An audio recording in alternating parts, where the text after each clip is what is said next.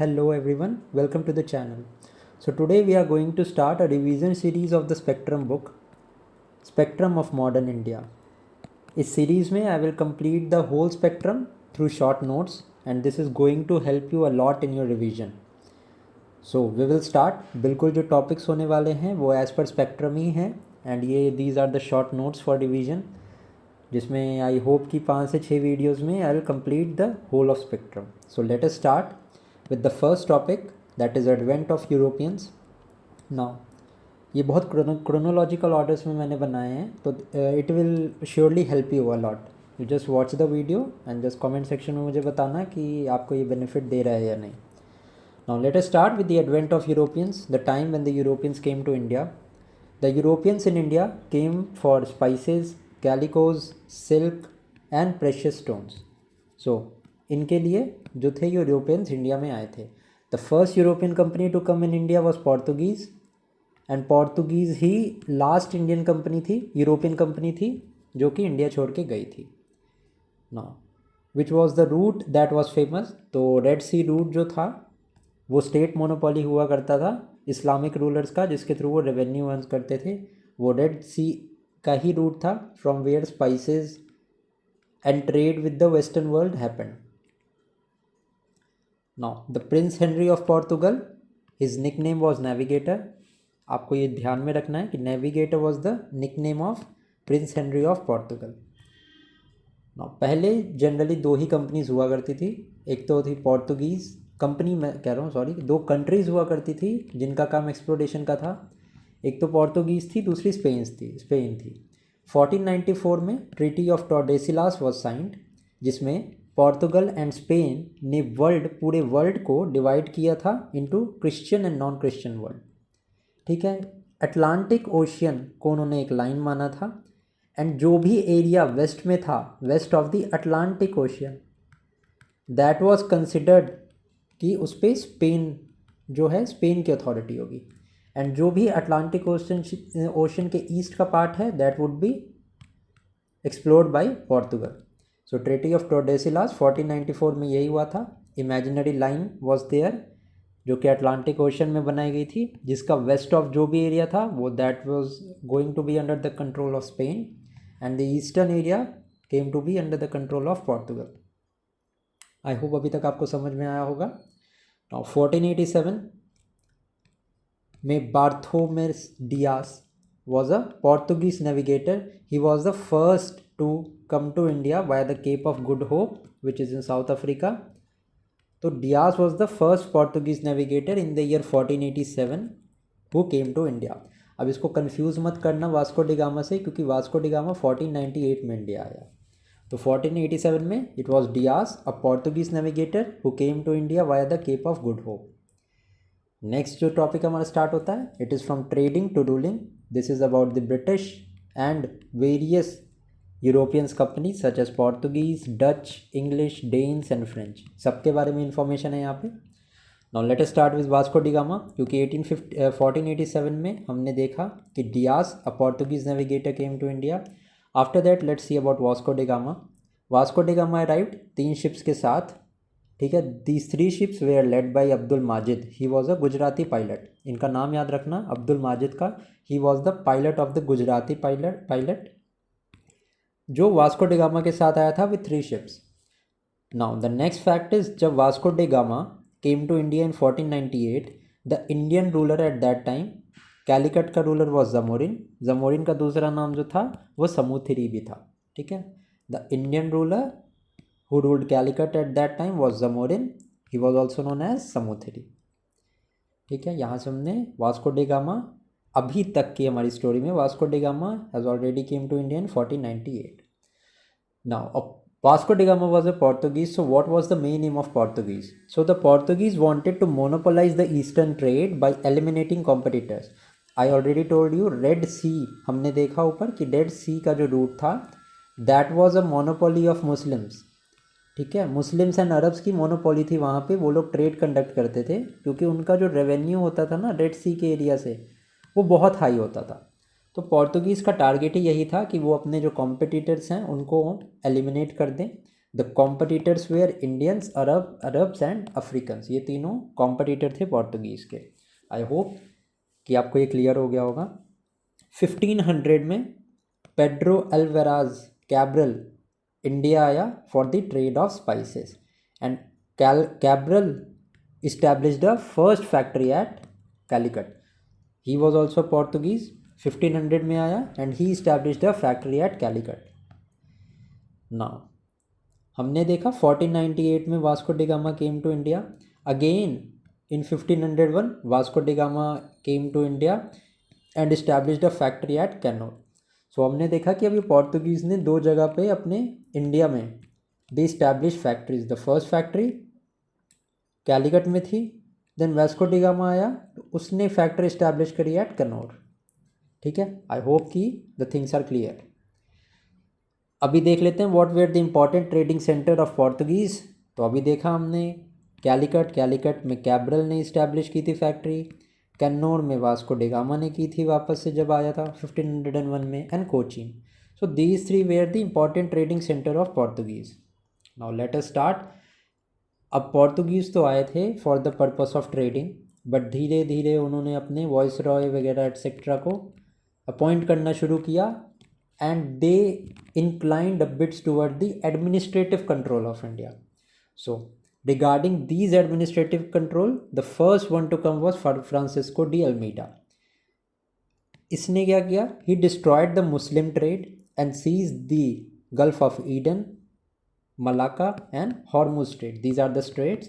अगर आपने ज्योग्राफी पढ़ी होगी तो ज्योग्राफिकल पॉइंट ऑफ व्यू से समझ लेना, these all are related to Indian Ocean, and Red Sea भी हमारा जो है वो इंडियन ओशन में ही है। तो सबसे पहला तो इनका था, पोर्तुगीज़ का एम ही हमने देखा था कि they wanted to monopolise the Indian trade. तब मोनोपोलाइज करने के लिए तो सबसे पहले कॉम्पिटिटर्स को एलिमिनेट करना था, तो यहाँ से वो एलिमिनेशन शुरू हो गया था। मुस्लिम ट्रेड को डिस्ट्रॉय करने का एम था, and Almeida seize the Aden, Gulf of Aden, Malacca strait and strait of Hormuz. He is also known to bring a blue water policy which is also known as Carter system. ये बहुत important है, this often comes into exam. ठीक है, and by this blue water policy or the Carter system, it was a type of permit system which the other ships have to take from the Portuguese in order to travel in the Indian Ocean and do trade. ठीक है, so this Carter system was also known as blue water policy and it was brought by Francisco de Almeida. This blue water policy made Portuguese the master of the Indian Ocean. I hope this is clear. Now, let us now move to Alfonso de Albuquerque. He is also known as the real founder of the Portuguese power in India. The real founder of the Portuguese power. ठीक है, he was the real founder of the Portuguese power. He introduced a permit system for ship. Carter system was introduced by Almeida, and this permit system was introduced by Albuquerque. He acquired Goa from the Sultan of Bijapur in 1510. UPSC 2023 के paper में ये जो है वो question आया था। ठीक है, Albuquerque acquired Goa from the Sultan of Bijapur in 1510. He is also known as for abolition of sati. He encouraged Portuguese to take local wives. So these were the important features that highlighted the rule of Alfonso de Albuquerque. See, I am not going into the details क्योंकि ये solely division purpose के लिए है, और Spectrum you know is a book of more than 700 plus pages. So it is very difficult to explain each and every point, but I have highlighted the most important point जो कि Spectrum में है। 90% of the points मैंने तो include किए ही हैं इसमें। अगर आपने एक बार पढ़ी होगी ना Spectrum, तो आप अगर इसको रिवाइज करोगे तो you will know कि हाँ, most of the important facts have been covered. Now, these are the important points related to Alfonso de Albuquerque. Now, Portuguese also introduced a series of crops. So, the crops that were introduced by the Portuguese were the tobacco, cashew nut, and new variety of coconut. These were the important crops that were introduced by the Portuguese. ध्यान रखना, tobacco, cashew nut, and variety of coconut. अगर मैं cannons की बात करूं तो ये ध्यान रखना, कैनन्स को इंट्रोड्यूस ना तो पोर्तुगीज़ ने किया था और ना ही इंग्लिश ने किया था। ये कैनन्स जो थी वो मुग़ल टाइम से ही चलती हुई आ रही है, एंड मुग़ल टाइम पे भी it was Babur who first introduced it into first battle of Panipat 1526 में against Ibrahim Lodi. This was the first war when Babur introduced cannons in India. So the cannons were introduced by the Mughals only. The crops that were introduced were tobacco, cashew nut and new variety of coconut. Now, next is the Nino da Cunha. He shifted his headquarter from Cochin to Goa. As we have seen कि तब तक जो था वो Cochin headquarter था till the time of Albert Cook. जब Nino da Cunha आया he shifted the headquarters of Portuguese from Goa Cochin to Goa. Bahadur Shah Zafar was the ruler of Gujarat. He took the help it. और ये जो भी इंफॉर्मेशन है it is the time period of it is during the time period of Nino da Cunha. सबसे पहला तो इसने transfer किया कोचिन से गोवा कैपिटल को. And Bahadur Shah Zafar of Gujarat took help during the conflict with Humayun by ceding the island of Bassein in 1534. ठीक है, it was during the Nino da Cunha से help लिया था Bahadur Shah Zafar of Gujarat during the conflict with Humayun and he gave the island of Bassein in 1534 to the Portuguese. Later, Bahadur Shah of Gujarat was killed by the Portuguese for not complying with the rules and not complying with the provisions that were made by the Portuguese. Also, Hooghly is an important fact here क्योंकि Hooghly was used as a base of piracy by the Portuguese. ठीक है, so with this we have under 10 minutes we have revised all about the Portuguese, their ambitions, their aspirations, all about the Portuguese and all of the major achievements that the Portuguese made. Now, what were the features of the Portuguese rule in India? The Portuguese ships had cannons, but they were not introduced by Portuguese. Cannon were not introduced by Portuguese, but by Mughal rulers. I have already told you this. Now, the trading port of Portuguese were Mangalore, Mangalore, Kannur, Cochin, and Calicut, and these all are situated in the western region. Western India के ये सारे post है western coast के. The ports were Mangalore, Kannur, Cochin and Calicut. Military post and settlement जो था सैंथूम चेन्नई में and Nagapattinam in Andhra. ठीक है, military posts and settlement were also established by the Portuguese, Santhom in Chennai and Nagapattinam in Andhra. Portuguese were first to come to India and last to leave. ये sorry live नहीं होगा, ये leave होगा. 1961 में government of India captured Goa and Daman from then. 1961 में capture किया था Goa and Daman and Diu from the Portuguese.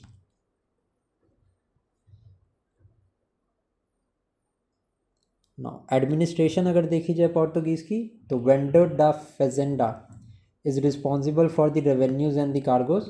He was responsible for the revenues and cargoes of the Portuguese period. If you talk about the religious policy of Portuguese, they were intolerant toward the Muslims. They wanted to promote Christianity.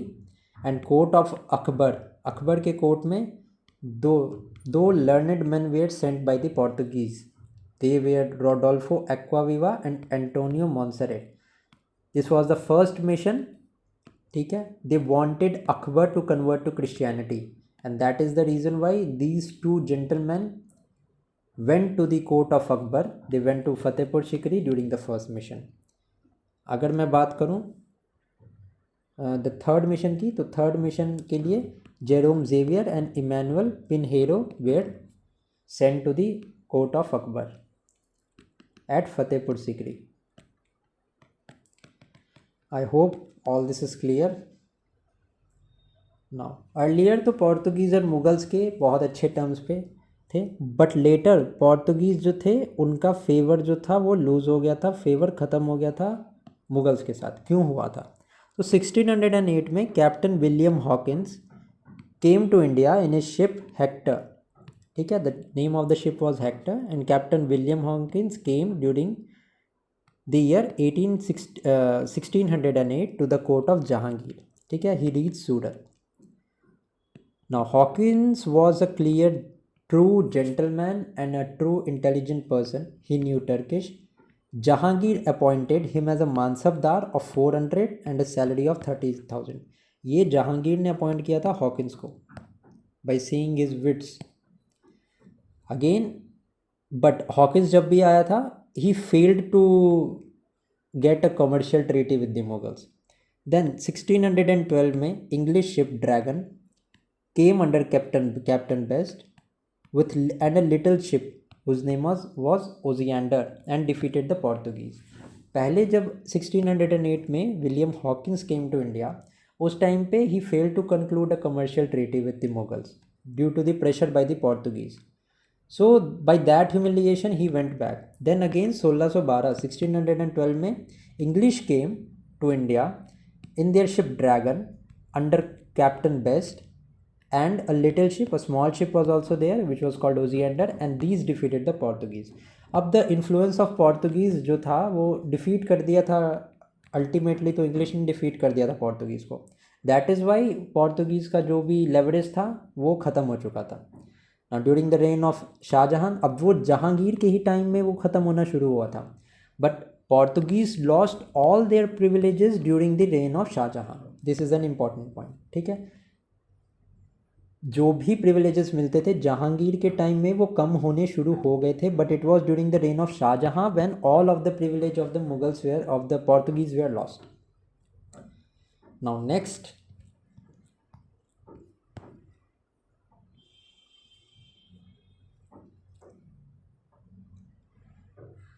Now अब हमने देखा कि जैसे Portuguese पे तो काफ़ी side से problem आनी शुरू हो गई थी.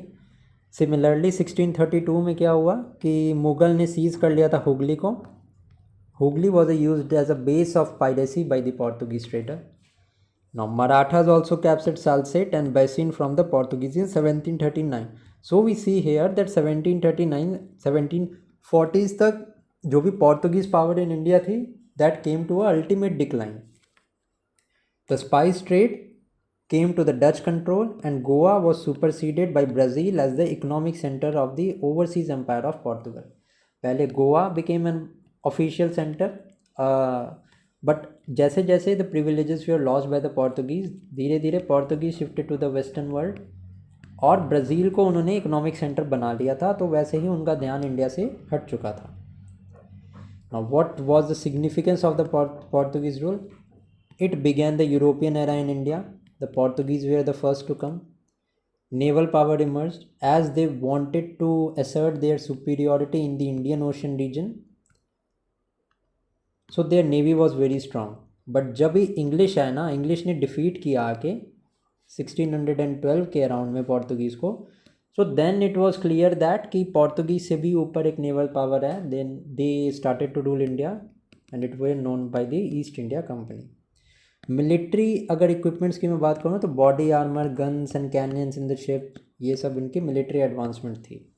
Now with this the Portuguese rule ended in India. ठीक है, came to a near end, and the Dutch से अब हम स्टार्ट करेंगे the second company that came to India.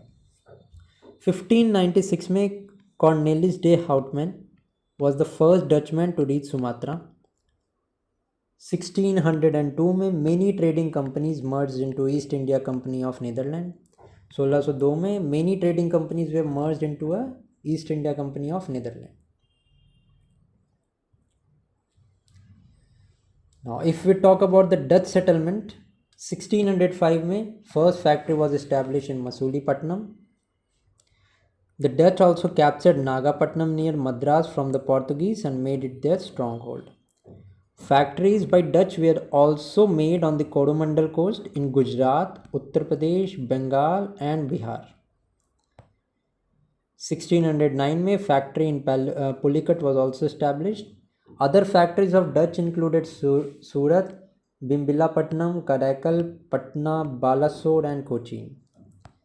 So Anglo Dutch rivalry भी स्टार्ट हो गई क्योंकि already East India, English East India company जो था उन्होंने अपना ट्रेडिंग स्टार्ट कर दिया था and they were here to rule for a long time. So they came in direct conflict with the Dutch. So Anglo Dutch rivalry was the result of that conflict only. 1667 में there was a compromise between Dutch and English. ठीक है, जिसमें कि English and Dutch ने आपस में agree किया कि जो भी इंडोनेशिया का पोर्शन होगा वो डच के कंट्रोल में जाएगा एंड इंडिया जो था वो इंग्लिश के पास रहेगा. ठीक है, एंड इस कॉम्प्रोमाइज़ के बाद ही डच जो थे उनका जो था वो क्लेम उन्होंने ख़त्म कर दिया था। ऑल्सो वो एडमिनिस्ट्रेटिव पर्पज़ के लिए नहीं आए थे इंडिया में, दे mainly came for their missionary activities in India. ठीक है, तो this was about the Dutch. Now English East India company, the masters of India who ruled India for a pretty long time, they came to India. The company East India Company, it was formed in the year 1600, and जब ये company form हुई थी Akbar was the Mughal ruler. The charter was given by Queen Elizabeth I. Now if I talk about the chronology of the English, it was at 1609 में Hawkins came to Jahangir's court. 1611 में Hawkins failed to get to establish a factory at Surat. Then 1611 में English started trading at Masulipatnam. तो first factory that was establish by English was at Masulipatnam. 1612 में Thomas Best defeated Portuguese as I have told you in the story earlier. Jahangir permitted to establish a factory at Surat. So the first factory of English was established in Masulipattnam, and the second factory it was established in Surat. Now 1615 में Thomas Roe was appointed as the ambassador of James I to Jahangir. He got the permission to set a factory at Agra, Ahmedabad and Bharuch, which is modern day Bharuch. ठीक है. 1660 में a factory at Masulipattnam was established by Englishmen. Now what were the relations between Portuguese and English? 1662 में Portuguese king defeated King Charles II as dowry on marrying Catherine. So the Portuguese king gifted King Charles II, क्या gift किया था? Mumbai gift किया था. ठीक है, as a dowry on marrying Catherine. इधर मैंने मिस कर दिया उसको. नाउ 1668 में Bombay was given to East India Company on 10 pounds per year. 1687 में Bombay was made western presidency headquarter from Surat. पहले जो वेस्टर्न प्रेसिडेंसी का हेडक्वार्टर था इंग्लिश ईस्ट इंडिया कंपनी का, that was Surat, and later it was transferred to Mumbai.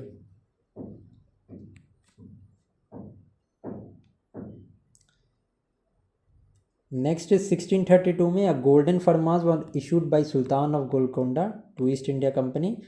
Many advantages and privileges were granted to the East India Company by the golden Farman of the Sultan of Golconda. Now 1639 में Francis Day got a permission from Chandragiri ruler to make a fortified factory which was later known as the St. George. It is in Chennai. 1700 में Fort Williams acted as a seat of western presidency. Fort Williams किधर? तो कोलकाता में. Initial purpose fort Williams का क्या था आपको पता है? It was for the adminis और for the training of the civil services, training of the civil servant officers. Fort Williams. The first president of the Fort Williams was Charles Sayers. ये भी आप ध्यान रखेंगे. देन अगेन 1717 में फारूक सियार फरमान which is also known as Magna Carta, it was introduce. अब वो Magna carta या फारूक सियार के फरमान में क्या था कि बंगाल में use of dastak, exemptions from custom duty, Bengal में ये था. हैदराबाद में freedom from giving duties. Surat में क्या था? Exempted all duties eight 1000 per year. Bombay में क्या था? कंपनी अपने खुद के कॉइन मिंट करेगी एंड वो एक्सेप्टेबल होंगे all around the Mughal empire also, and these had value throughout the Mughal empire. So जो गोल्डन जो फारूक सियार फरमान था of 1717 which is also known as the Magna Carta of the company, वहाँ पे बंगाल के लिए प्रिविलेजेस मिले थे, देन सूरत में मिले थे, हैदराबाद में मिले थे, एंड देन मुंबई में मिले थे, बॉम्बे में मिले थे. तो दीज वेयर द एरियाज जहाँ पे फरमान जो एग्जाम्पशंस थे वो मिले थे. Now let's talk about the French. 1664 में कोलबर्ट फाउंडेड द कंपनी. 1673 में French got permission from Shaista Khan. ठीक है, they establish Chandernagore. Other trading centers of French were Mahe, Karaikal, Balasore and Qasim Bazar. There was an early setback of France, and France was also the last company to came to India. 1774 में आया था France. Dutch ने capture कर लिया था पौंडीचेरी को, ठीक है, which was a strong hold of France. तो ट्रीटी ऑफ राइसविक साइन की गई थी, जिसके बाद Pondicherry was restored to the French. Danes जो थे दे इस्टेब्लिश्ड इन 1616. फैक्ट्री इन्होंने इस्टेब्लिश की थी at Tranquebar near Tanjore. These were known for their missionary activities. Main settlement इनका क्या था? Shrirampur in Calcutta. They sold all their factories to British and exit कर दिया इंडिया को. तो डेन्स ने ज़्यादा कुछ किया नहीं इंडिया में. Now, what was the reason for the English success? The nature of trading company, autonomy in decision making. इनके पास ऑटोनॉमी थी. जबकि अगर मैं फ्रेंच ईस्ट इंडिया कंपनी की बात करूं तो French were under the direct control of government. जैसे कोई भी एक्शन हो रहा था या रिएक्शन हो रहा था इंडियन सब कॉन्टिनेंट में, तो ईस्ट इंडिया कंपनी के पास पावर थी कि वो उसको खुद के लेवल पे डील करे. बट फ्रांस की कंपनी को they had to take permission from their king. So this was a long process which took. देखो, वॉर एंड मिलिट्री पर्पस के टाइम में इतना टाइम नहीं होता है कि आप जो है वो इतने ज़्यादा परमिशंस का इंतज़ार करो. सो ऑटोनॉमी बहुत ज़्यादा थी डिसीजन मेकिंग में इंग्लिश ईस्ट इंडिया कंपनी को as compare to other companies. Also there was naval superiority. तो नेवल सुपीरियॉरिटी की वजह से जो था वो पोर्तुगीज़ को डिफीट किया and the English became the ultimate masters. Technological advancement भी था. इंडस्ट्रियल रिवॉल्यूशन वगैरह देखो सारा इंग्लैंड में ही हुआ था. मिलिट्री स्किल एंड ऑर्गेनाइजेशन वो भी बहुत सुपीरियर क्वालिटी का था ऑफ द इंग्लिश. ना India on the eve of British conquest, ये मैं दूसरे लेक्चर से करूँगा स्टार्ट. ठीक है, अगर आपने वीडियो यहाँ एंड तक देखी है तो do like this video. Comment section में बताना if you are liking this revision series और नॉट. ठीक है, बाकी आने वाली वीडियोज़ में आई विल कंप्लीट दिस. ठीक है, धीरे धीरे करके I will complete whole of the spectrum. So till then keep studying. Thank you.